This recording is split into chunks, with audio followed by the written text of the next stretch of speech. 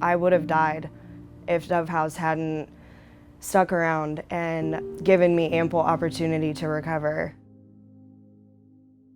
I came from a very loving home. My parents have been married for over 25 years, so they set a good example. Oh, she was a great child, exciting, a lot of fun, very active, great laugh. She has always been a very spirited child and a lot of fun. Raising her was a great joy until she was 17.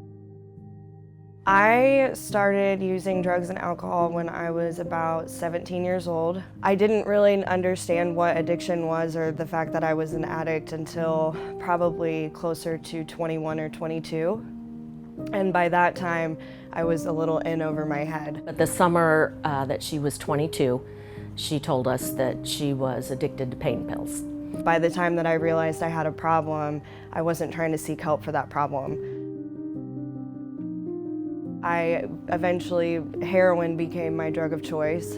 We had suspicions that she was probably using something, but we didn't know to what extent. And then we'd hear stories from other people, and we kind of didn't believe them, or maybe we were in denial, I don't know.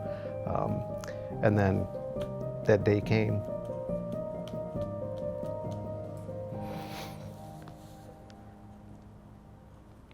And we realized how bad it was. And she didn't want help, and you couldn't get her help, so. I'll never forget that morning because I opened the door and she was sitting Indian style with her legs crossed, and her face was flat in the mattress. And next to her was a leather belt and a little dish with a needle in it. And I knew exactly what that meant. The drugs became more important than anything in my life. And then even after I had my son, they became more important than him. At this point, Jill's 27. We've been dealing with this for 5-6 years. There's not a treatment program in this state she hasn't tried. Dove Recovery House for Women started in 2000, and we are the largest transitional housing program for women recovering from addiction. We house 40 women every single night, and last year housed a total of 80 women. So my mom had been trying to get me to come to Dove House for like 4 or 5 years at this point, and I had always said no because I felt like they were gonna really make me recover, and I wasn't ready to recover. And I always told her, I'd sleep under a bridge to save your life. I didn't care what it cost. So when she did get admitted here and they had a bed for her, I was filled with a hope that I hadn't had in a long time. And the fact that it's 100% free, that I could just focus on getting better and healing traumas that I had been carrying around for over 20 years was refreshing. Dove House depends tremendously on donors, community support, grants, to ensure that our program remains free. When I first got to Dove House, my relationship with my son was pretty tarnished. It was just as broken as I was.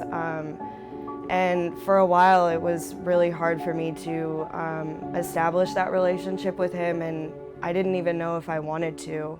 It's amazing how powerful addiction can be, where you could actually surrender your child to us and just go out there and not want to be a part of that child's life. The reality is there's a lot of nonprofits in Indianapolis, and there's a lot of ways in which donors can give their money. And when they invest in Dove House, they're investing in future.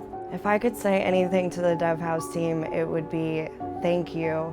Thank you so much for never giving up on me, for loving me when I couldn't love myself, for giving me the tools to allow me to be the woman that you guys believed in me that I could be.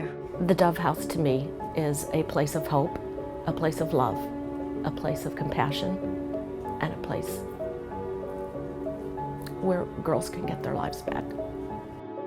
He's so full of life, and he's 4 years old now, and he's in preschool, and he's playing football, and he's the light of my life. He's everything for me, and I'm just so grateful to be able to show up and be his mom today.